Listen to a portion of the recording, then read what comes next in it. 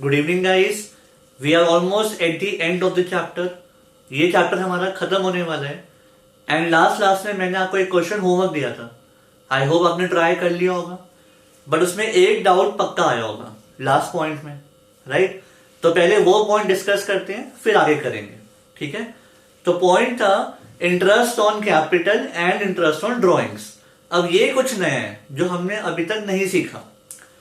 इस पॉइंट से पहले आपको कैपिटल आ रही होगी आपकी 38,400। आई होप ये तो आ गई होगी, ठीक है? एंड फिर आपको पॉइंट दिया हुआ है इंटरेस्ट ऑन कैपिटल 1000। अब इसमें करना क्या है, सुनो। जब आपको इंटरेस्ट ऑन कैपिटल दिया हुआ है ना, तो आप इसी में प्लस करो कैपिटल में और इसी में माइनस करो, बस दैट्स इट। आपको इंटरेस्ट ऑन कैपिटल इसी में प्लस करना है, इसी में माइनस करना है, और कुछ नहीं करना। अब आप बोलोगे सर ये तो समझ ही नहीं आया कुछ। ऑब्वियसली आई नो नहीं समझ आया। इसका रीजन ना 11 में समझना बहुत टफ है। ये पॉइंट समझ में आता है 12th में, ठीक है? बट मैं आपको ये कोई एक्सक्यूज नहीं दे रहा, मैं आपको समझाऊंगा जरूर। आप बहुत ध्यान से सुनना। अगर समझ में आ गया तो बहुत बढ़िया, अगर नहीं आया तो फिर इसको याद कर लेना, इसी में प्लस इसी में माइनस, ठीक है? बट स्टिल एक बार अच्छे से ट्राई करते हैं समझने का। आई होप समझ में आ जाएगा। सुनोगे, लास्ट क्लास में हमने की थी बैलेंस शीट। यहां आती है लाइबिलिटीज और यहां आते हैं एसेट्स। अब आप बताओ कैपिटल किस में आती है, लाइबिलिटी में या एसेट्स में? कैपिटल आती है लाइबिलिटी में, राइट? और मैंने आपको इसका रीजन दिया था, वो रीजन याद है? एक बार दोबारा डिस्कस करते हैं फटाफट। जो भी पैसा प्रोप्राइटर ने लगाया बिजनेस में, जो भी पैसा प्रोप्राइटर ने लगाया बिजनेस में, वो बिजनेस के लिए क्या है, लाइबिलिटी। रीजन यहां देखो, जो पैसा प्रोप्राइटर ने बिजनेस में लगाया, कल को वो पैसा बिजनेस ने वापस भी तो करना है, राइट? प्रोप्राइटर है नेचुरल पर्सन, बिजनेस है आर्टिफिशियल पर्सन। लेकिन अकाउंट्स किसके पॉइंट ऑफ व्यू से बन रहे हैं? अकाउंट्स बन रहे हैं बिजनेस के पॉइंट ऑफ व्यू से। तो कल को अगर बिजनेस बंद हुआ, वो सारा पैसा किसको मिलेगा? वापस प्रोप्राइटर को। तो जो भी पैसा प्रोप्राइटर ने लगाया वो बिजनेस के लिए लाइबिलिटी है, करेक्ट? अब सुनना ध्यान से। मान लो आपके घर के पास एसबीआई बैंक है और आपने अपने 10 लाख रुपीस बैंक में इन्वेस्ट किए, 10 लाख रुपीस बैंक में डलवा दिए। अब आप ये बताओ, आपके पॉइंट ऑफ व्यू से वो एसेट या लाइबिलिटी? आपका पैसा बैंक में पड़ा है, आप जब मर्जी चाहो निकाल सकते हो, तो आपके लिए वो क्या हो गया, एसेट। अब आप सोचो बैंक के पॉइंट ऑफ व्यू से, बैंक के पॉइंट ऑफ व्यू से वो पैसा लाइबिलिटी है। रीजन, जब भी आप आओगे पैसे मांगने, बैंक को वापस तो करने पड़ेंगे, तो बैंक के लिए वो पैसा क्या है, लाइबिलिटी। एज अ लेमैन आप हमेशा ये सोचते हो कि हमने अगर पैसे बैंक में डाले तो बैंक की सर्विस ले रहे हैं, दैट्स इट। बट ऐसा नहीं होता। आप बेसिकली बैंक को उधार दे रहे हो। वो पैसा बैंक यूज करता है, उससे पैसे कमाता है, तो इसीलिए आपको इंटरेस्ट मिलता है, राइट? तो बेसिकली जो भी पैसा आपने उधार दिया बैंक को, उस पर आपको इंटरेस्ट मिलता है। सुना होगा, सेविंग का अलग होता है, फिक्स डिपॉजिट का अलग होता है, पर इंटरेस्ट मिलता जरूर है। रीजन, आपने ये पैसा उधार दिया है तो बैंक आपको इंटरेस्ट दे रहा है क्योंकि आप लेंडर हो, ठीक है? अब यहां पर आओ, आपने अपना पैसा बिजनेस को उधार दिया है, तो आप बिजनेस को बोलोगे देखो भाई साहब, जब पैसे मैं बैंक को देता हूं तो मुझे इंटरेस्ट मिलता है, अब पैसे मैं आपको दे रहा हूं तो मुझे इंटरेस्ट चाहिए, ठीक है? बिजनेस को देना पड़ेगा। तो बेसिकली आपने अपनी कैपिटल पे इंटरेस्ट मांगा, ठीक है? अब आप बताओ, आपके लिए वो इंटरेस्ट एक्सपेंस या इनकम? आपके लिए वो हो गया इनकम, क्योंकि आपको तो इंटरेस्ट मिलेगा, ठीक है? तो उससे आपकी कैपिटल बढ़ेगी। आपको तो इंटरेस्ट मिल रहा है तो आपकी कैपिटल बढ़ गई। अब आप सोचो बिजनेस के पॉइंट ऑफ व्यू से, बिजनेस के पॉइंट ऑफ व्यू से वो एक्सपेंस या इनकम? बिजनेस के लिए वो खर्चा, ठीक है? बिजनेस के लिए वो एक्सपेंस।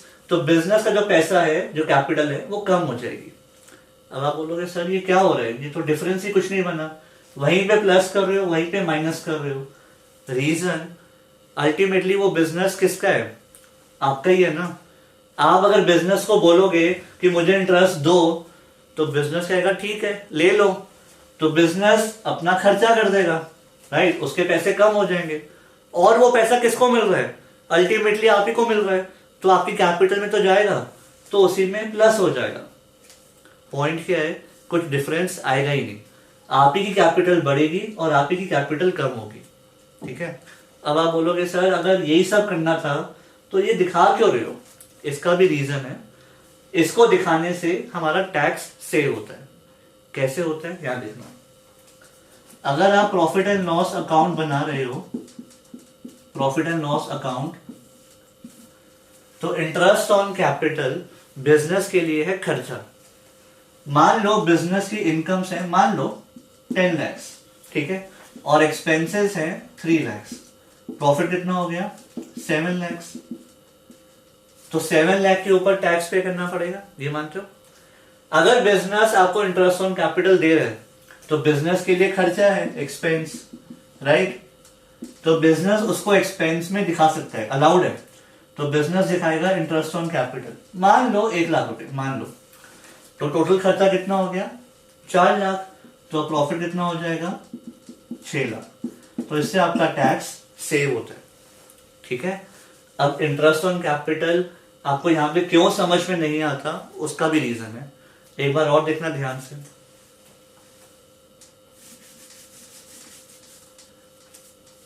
अगर आप 2 पार्टनर्स होते, अगर आप अकेले ना होते 2 होते, जो हम 12 में सीखेंगे, 12 में 2 लोग होंगे बिजनेस में, तो उसमें क्या होता है, एक होता है ए, एक होता है बी।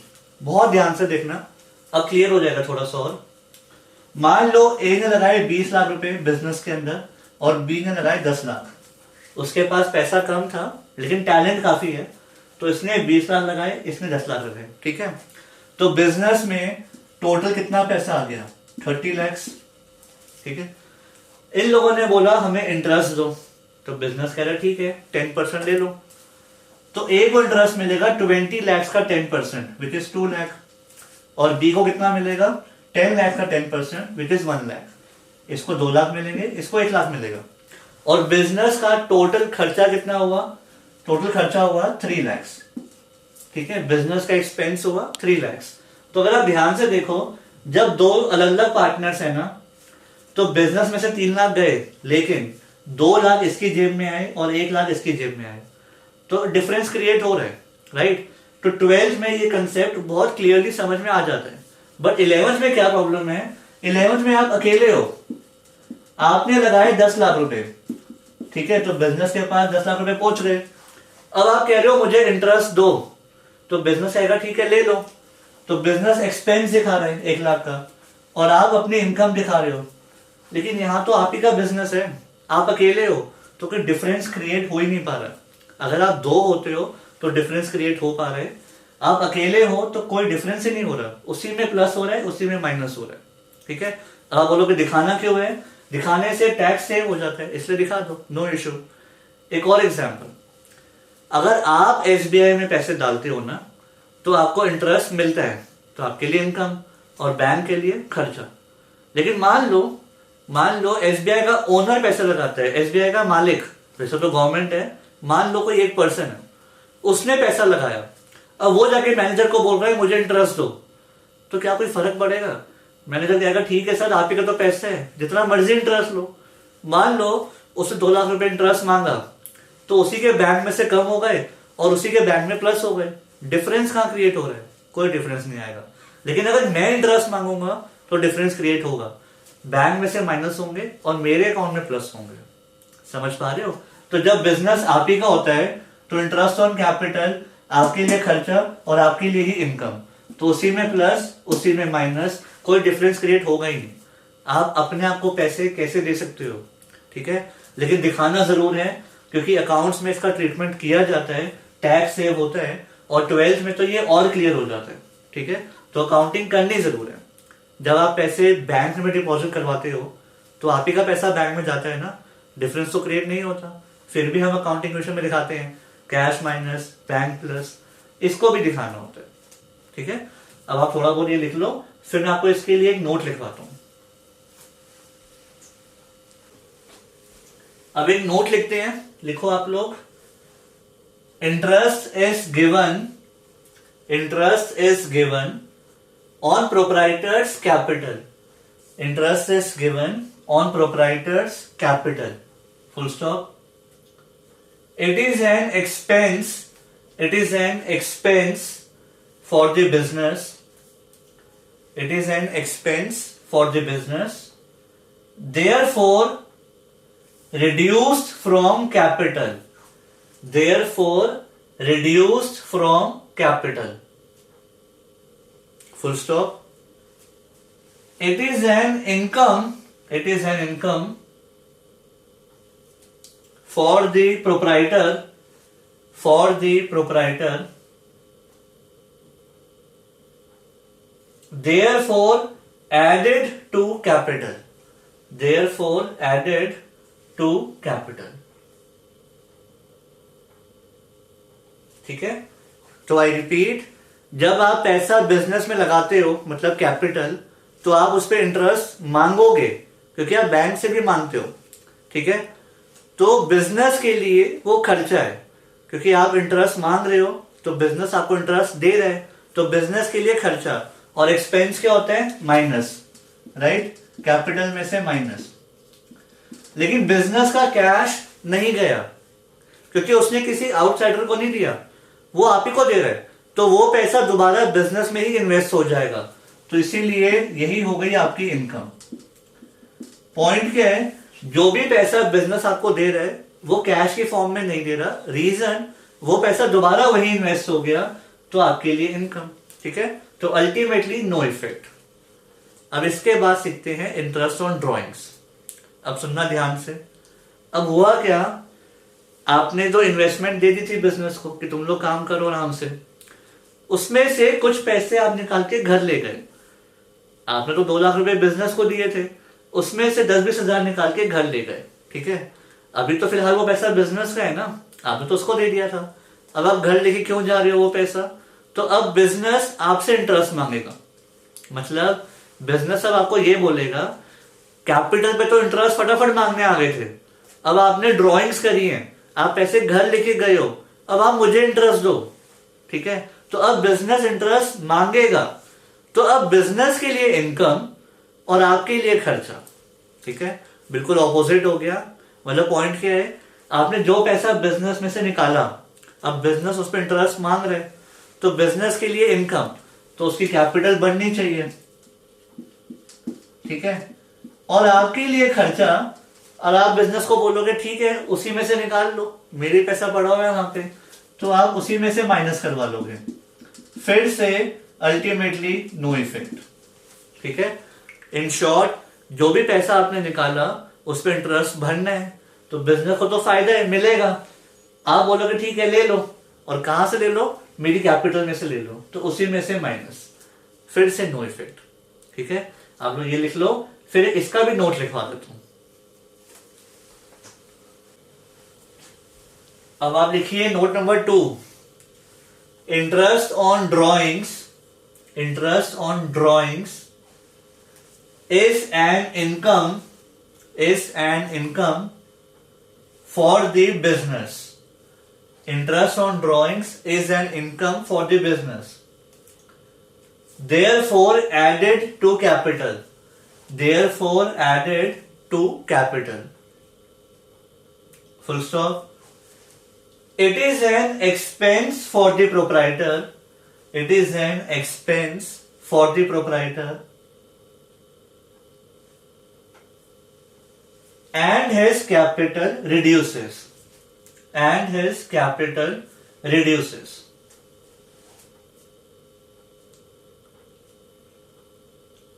ठीक है. तो इंटरेस्ट ऑन ड्रॉइंग्स बिजनेस मांग रहा है, तो बिजनेस के लिए इनकम और आपके लिए खर्चा. देखो as a teacher we know कि ये पॉइंट सीखना इतना आसान नहीं है बच्चों के लिए. ठीक है. बड़ा टेंशन मत लो, अभी ये और चैप्टर्स में भी डिस्कस होगा 11th में, तब आपको और क्लियर हो जाएगा. जब मैं स्टूडेंट था तो मुझे भी ये समझ में नहीं आया था, बट धीरे धीरे समझ में आने लगा. ठीक है. तो थोड़ा सा पेशेंस रखना, अभी और चैप्टर्स में डिस्कस करूंगा मैं ये पॉइंट, तो धीरे धीरे आपको और क्लियर हो जाएगा. ठीक है. अब आगे करते हैं गाइस. अब जो हम क्वेश्चन करेंगे उसे मार्क करना वेरी इंपॉर्टेंट. इस चैप्टर का बहुत इंपॉर्टेंट क्वेश्चन है, तो बहुत ध्यान से समझना। आप लोग क्वेश्चन को पढ़िए।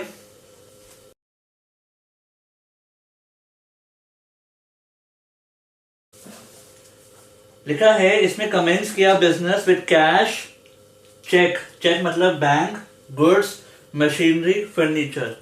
तो स्टार्टिंग में बिजनेस स्टार्ट करते हुए 5 एसेट्स हैं, तो इस क्वेश्चन में एसेट्स बहुत ज्यादा है, तो स्पेस उस अकॉर्डिंग रखना, ठीक है। तो सबसे पहले स्टार्ट करते हैं। बिजनेस स्टार्ट किया with cash which is 50,000, cheque, cheque मतलब bank balance which is 1 lakh. उसके बाद गुड्स मतलब stock 60,000, machinery 1 lakh and furniture 50,000।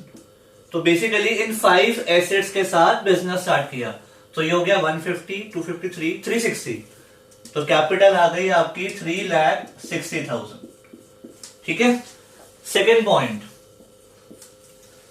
1/3 of the above goods sold at a profit of 10% on cost. बहुत ध्यान से देखना, ये पॉइंट बहुत ट्रिकी है। इसमें वो बोल रहे हैं आपने सारे गुड्स नहीं बेचे, ना गुड्स की वैल्यू बताई है, वो कह रहे हैं 1/3 ऑफ द अबव गुड्स। अगर टोटल गुड्स 60,000 के हैं तो उसका 1/3 कितना हो गया, 20,000। मतलब आपने इसमें से सिर्फ 20,000 के गुड्स बेचे, ठीक है। तो कॉस्ट प्राइस तो हो गई 20,000। कितने में बेचे, at a profit of 10% on cost. In goods को आपने बेचा 10% प्रॉफिट पे। 20,000 का 10% होता है 2,000, तो प्रॉफिट मार्जिन हो गया 2,000, राइट। तो सेलिंग प्राइस कितना हो गया, 20 के गुड्स 2 के प्रॉफिट में बेचे, तो मतलब सेलिंग प्राइस हो गया 22,000। यहां तक क्लियर। आई रिपीट, वो कह रहे हैं आपने सारे गुड्स नहीं बेचे, इसमें से 1/3 बेचे। 1/3 मतलब 20, किसने में बेचे, प्रॉफिट ऑफ 10%, तो सेलिंग प्राइस 22। आगे देखो, half of the payment is received in cash. इसमें से भी पूरी पेमेंट नहीं आई, सिर्फ हाफ आई है। हाफ मतलब 11,000, तो बाकी हाफ आए तो है नहीं अभी, बट कल को तो आएंगे। तो आपके लिए क्या हो गया, डेटर। हाफ आ गया, बाकी हाफ डेटर। क्लियर। अब लिखते हैं इसको। तो गुड्स में से गए 20,000, 20 के गुड्स तो गए, 2,000 का प्रॉफिट, और प्रॉफिट कहां पे आता है, कैपिटल। 11,000 कैश आ गया और बाकी 11,000 डेटर्स, तो एक और कॉलम आ जाएगा डेटर्स का, और उसमें आ जाएंगे 11,000। एक बार चेक कर लें, 11 प्लस 11 22, 22 माइनस 20 2,000, और उस साइड कितना है 2,000, तो मतलब मैच हो गया। अब क्लोज कर देते हैं। तो न्यू इक्वेशन आ गई, 61,000 plus 1 lakh plus 40,000 plus 1 lakh plus 50,000 plus 11,000 और इज इक्वल टू के उस side 362। Clear. Third point, depreciation on machinery 10%। जो आपके पास मशीनरी है वो डेप्रिशिएट हुई, मतलब वैल्यू कम हुई। 1 लाख का 10% कितना होता है 10,000, और डेप्रिसिएशन से नुकसान हुआ तो दूसरा इंपैक्ट कहां जाएगा, लॉस, कैपिटल में से माइनस। ठीक है, तो मशीनरी कम हो गई और कैपिटल कम हो गई डेप्रिसिएशन से। New equation, 61,000 plus 1 lakh plus 40,000 plus 90,000 plus 50,000 plus 11,000 is equal to 352।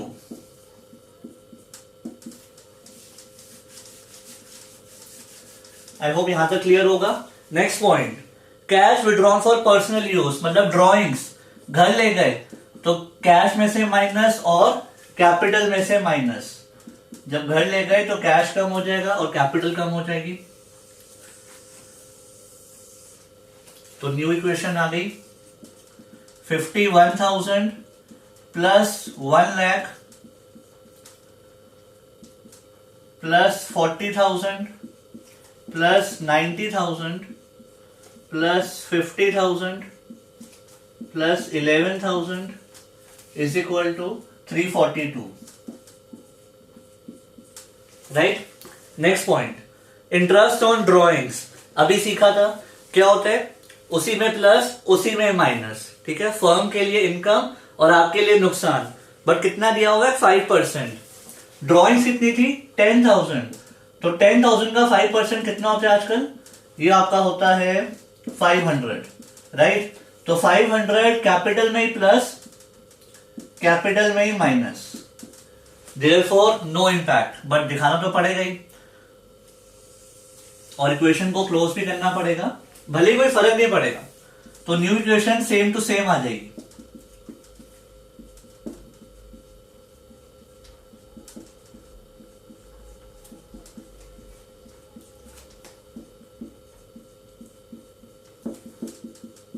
Is equal to की उस साइड नो इफेक्ट, तो 342. ठीक है, आई होप यहां तक क्लियर होगा. अब सुनना बहुत ध्यान से, ये दो पॉइंट्स बहुत इंपॉर्टेंट है. Goods sold to Gupta for 10,000 and received bill receivable for the same amount for 3 months. इस बिल रिसीवेबल को करो अंडरलाइन. और ये नया वर्ड है आपके लिए. देखो भाई, गुड्स सोल्ड टू गुप्ता, हमने गुप्ता जी को गुड्स बेचे 10,000 के. जब आप गुड्स बेचते हो उधार पे तो क्या होता है, गुड्स में से माइनस और डेटर में प्लस. राइट. बट डेटर में क्या होता है, डेटर में ना हमारे पास कोई सिक्योरिटी नहीं आती, हम भरोसे पे दे देते हैं. गुड्स बेच दिए, कल को पैसे आ ही जाएंगे, भरोसा है. बट हुआ क्या, ये गुप्ता जी कोई नई पार्टी है मार्केट में, हमें इन पे भरोसा नहीं है. ठीक है, ये कह रहे हैं कि सर हमें उधार पे गुड्स दे दो. अब मैंने उधार पे गुड्स दे तो दिए, बट मुझे साथ में कुछ सिक्योरिटी चाहिए क्योंकि मुझे इस पे ट्रस्ट नहीं है. तो मैंने इनको पता है क्या बोला, एक पेज पे साइन करके दो कि आप मुझे 3 months के बाद पैसे दोगे. ठीक है, मैंने गुड्स तो बेच दिए, पैसे अभी नहीं आए, बट मैंने एक पेज पे साइन करवा लिया. एक पेज मेरे पास रहता है और एक कॉपी उनके पास रहती है. ठीक है, अब सुनना ध्यान से. इस पेज के थ्रू कल को मेरे पास पैसे आएंगे, मेरे पास प्रूफ है, कल को पैसे आने हैं. तो मेरे लिए ये पेज हो गया एसेट, और उन्होंने पैसे देने हैं तो उस पार्टी के लिए ये पेज हो गया लाइबिलिटी. ठीक है, अगर वो पैसे नहीं देगा तो मैं इस पेज को लेके कोर्ट के पास चला जाऊंगा. तो मेरे लिए ये पेज एसेट, उसके लिए लाइबिलिटी. ठीक है, मेरे पास पैसे आने हैं तो मैं इस पेज को बोलूंगा बिल रिसीवेबल, और उसने देने हैं तो वो भाई साहब बोलेंगे बिल पेबल. मैं बोलूंगा बिल रिसीवेबल और वो बोलेंगे बिल पेबल. ठीक है, इस टॉपिक के ऊपर पूरा एक चैप्टर है जो हम सेकंड टर्म में सीखेंगे. फिलहाल के लिए इतना काफी है, मेरे लिए बिल रिसीवेबल, उनके लिए बिल पेबल. ठीक है, तो बेसिकली मैंने गुड्स उधार पे बेचे, तो ये भी डेटर की तरह ही है, बस फर्क ये है डेटर में कोई सिक्योरिटी नहीं होती, इनमें एक सिक्योरिटी हो गई, एक प्रूफ हो गया. ठीक है, तो अब करना क्या है, यहां देखो.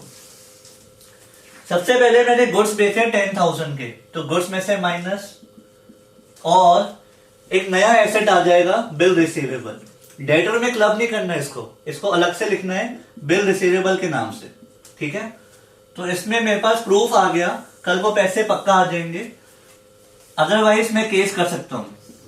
तो 51,000 plus 1 lakh plus 30,000 plus 90,000 plus 50,000 plus 11,000 plus अलग से एक डेटर आ गया, एक बीआर आ गया, सॉरी, 10,000, और ये 342.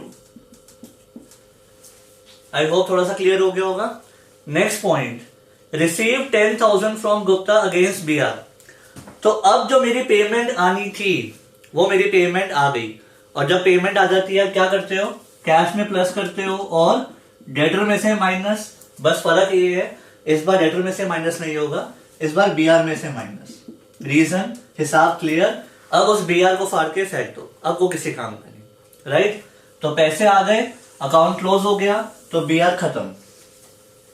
तो न्यू इक्वेशन आ गई, 61,000 plus 1 lakh plus 30,000 plus 90,000 plus 50,000 plus 11,000 plus 0, ये खत्म हो गया, इज इक्वल टू 342।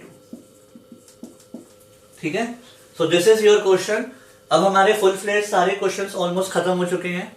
अब बस कुछ एक्स्ट्रा क्वेश्चन करेंगे और एक फॉर्मूला बेस्ड क्वेश्चन होते हैं वो करेंगे, राइट? आप ये कॉपी कर लो, इसके बाद इसकी बैलेंस शीट आप जरूर बनाना। बाकी आज के लिए इतना ही, अब हम नेक्स्ट क्लास में करेंगे। सी यू।